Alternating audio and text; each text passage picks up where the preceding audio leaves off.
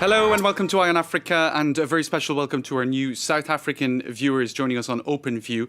I'm James Creedon. Here are our headlines from across the continent this evening. Now, it was a sad day at Paris's Orly airport as 6 young humanitarian workers were flown home from Niger. They were killed by suspected jihadists at a wildlife park last Sunday. Meanwhile, one of the 2 Nigerian victims of that same attack was laid to rest. More on that at the top of the show. And in DR Congo, our reporters went to assess security concerns at Virunga National Park in the east of the country. There have been scores of kidnappings there in recent times, which has seen visitor numbers plummet. And mobile testing centres are trying to curb a coronavirus surge in Cameroon. In the capital, Yaoundé, not everyone was receptive of the government's initiative. More on that later on in the show. Thanks for watching. Now, it's been a week of mourning for the families of 8 victims of an ambush shooting last Sunday in Niger. 6 French aid workers were killed along with their Nigerian guide and driver in a wildlife reserve an hour from the capital, Niamey. Now, one of the Nigerian victims was laid to rest today in the town of Kudal. Meanwhile, the 6 humanitarian workers were flown back to France. All of them were aged between 25 and 30, and they worked for the French NGO Acted. French Prime Minister Jean Castex led a national tribute to the young men and women. Let's take a listen. Je souhaite ici affirmer que les ONG et l'ensemble des associations humanitaires doivent pouvoir continuer leur travail sur place, car quitter le Niger et les pays limitrophes, ce serait céder face à des meurtriers. La France poursuivra son action pour le renforcement de la protection des organisations humanitaires partout dans le monde et pour la consolidation du droit international humanitaire. Now, Niger is a former colony of France and relations are mostly cordial between the 2 countries, but the authorities in Niamey are struggling with incursions by Islamists from both Nigeria to the south and Mali to the west. A decision by Paris to classify most of Niger as a no-go red zone after this latest attack has angered many Nigerians. They feel the move is excessive and will now seriously damage business. Regina Sondo reports. Nigerian Daily shares an image of a red map on its front page. It's to indicate Niger's new status in the eyes of French authorities, which class the country as a no-go zone for its citizens, but for its capital, Niamey. Local activists are not happy with the decision, which followed a deadly attack last Sunday in Kouré. Civil society leaders like Nuhu Azika feel Paris went too far. Si la France estime qu'on est dangereux et qu'on est rouge, alors l'ambassadeur français plus tous les Français qui sont ici n'ont qu'à plier bagage pour partir. Mais ce que ça va avoir comme conséquence, c'est que c'est une fausse publicité qu'on nous fait. C'est une mauvaise campagne. The decision to classify almost all of Niger in red while southern Mali or Burkina Faso are in orange has angered tourism professionals. Sido Amoro just invested tens of millions of francs CFA in safaris near Niamey. Tous ces investissements sont à l'eau parce que tout simplement le Niger vient d'être classé rouge. Un coup près comme ça, c'est du suicide, c'est insensé, c'est incompréhensible. La première conséquence, c'est tuer tout un segment de tourisme. Pas un segment, tuer tout le tourisme entier. Travel agent Jacques Lacour was getting ready to develop the site, seen here from above. It's located some 12 kilometers from Niamey. That means it's now in the red zone.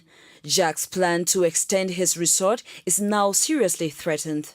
Là, c'est les dunes de Carigorou. The French entrepreneur wonders where his future is heading to after the whole country has been placed in the red zone. Si réellement on ne peut plus sortir de Niamey, moi je vais penser à quitter le Niger, évidemment. Je ne veux pas rester passer mon temps en ville, quoi. Donc ça ne m'intéresse pas du tout. The tourism sector hopes that getting to grips with the security situation will see the red zone status lifted. Many fear the knock-on effects could deepen poverty for many vulnerable Nigerians, worsening the risk that they could be recruited by armed groups. Next to DR Congo and security concerns at the Virunga National Park in the east of the country. It's one of the wonders of Africa, home to rare mountain gorillas and 2 of the continent's active volcanoes. Now, it used to attract thousands of adventurous travellers every year, but much less so now. According to a recent report by Human Rights Watch, more than 170 people have been kidnapped by armed groups since 2017. Clément Bonnereau, Juliette Dubois and Justin Kambumba report. Esther, whose real name we've chosen not to use for her safety, was abducted back in October near Rutshuru in North Kivu, a few kilometers from Virunga National Park.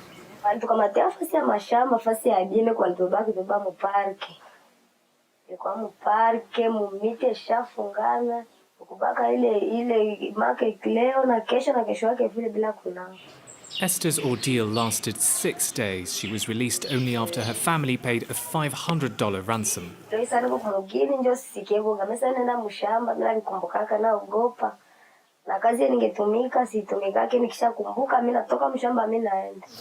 In a report, Human Rights Watch says at least 170 people have been abducted in and around Rutshuru since March 2017. Armed gangs whose identities are not known use the nearby park as a hiding place. This despite the presence of rangers who patrol the area on a daily basis. Les piles sont pleins. However, with just 625 guards, the park is struggling to keep an area the size of Corsica safe.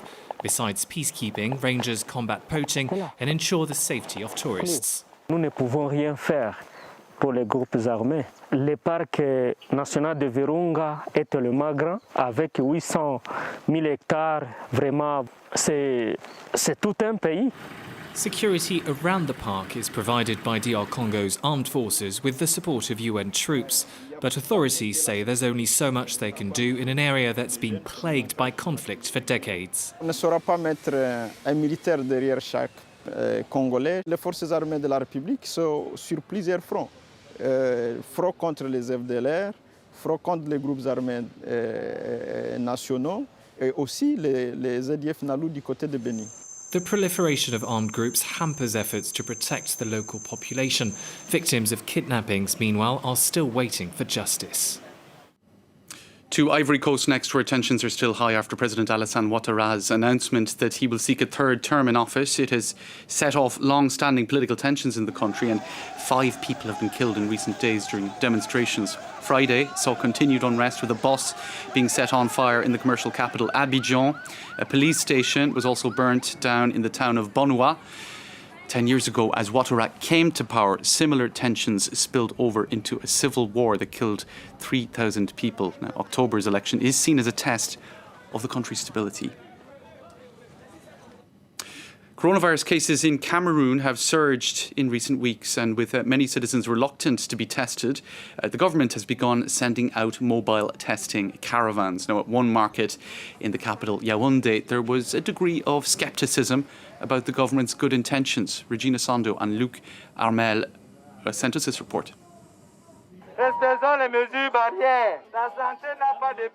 With a megaphone, passers-by are invited for testing. For several days, this mobile caravan has been visiting crowded places in Yaoundé like this market. Many are maskless, but for a few, social distancing rules are not respected. L'objectif final, c'est vraiment de rompre la chaîne de contamination. Dernièrement, nous avons fait des tests dans un marché sur 42 personnes testées, on a vu 13 positifs. The operation is called 3Ts, Trace, Test, Treat. But some traders who are skeptical do not want to take the test, to the extent that many doubt the existence of the virus. They see it as a government ploy to ruin their businesses. Their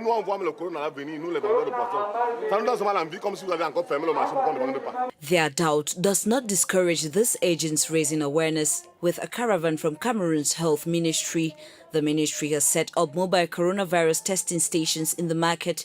That morning, about 15 people accepted to get tested. For positive cases, treatment takes place 48 hours later in recognized centers like this one. The center meant for severe coronavirus cases. It is set up at a previous commercial site. Dr. Besselo's medical team monitors patients. They administer a treatment chosen by health authorities in Cameroon, a COVID-19 treatment protocol composed of the famous hydroxychloroquine, the origin of multiple international scientific controversies. Tous les patients qui sont admis sont mis sur le protocole national qui est constitué de la zithromycine et de l'hydroxychloroquine associée à la vitamine C au zinc. En fonction de leur état, on y associe une héparinothérapie. This mobile screening caravans will equally visit the other 9 regions of the country, a strategy the Cameroon government relies on to flatten the coronavirus curve in the country. All right, that's all for this edition of Eye on Africa. Thanks for watching.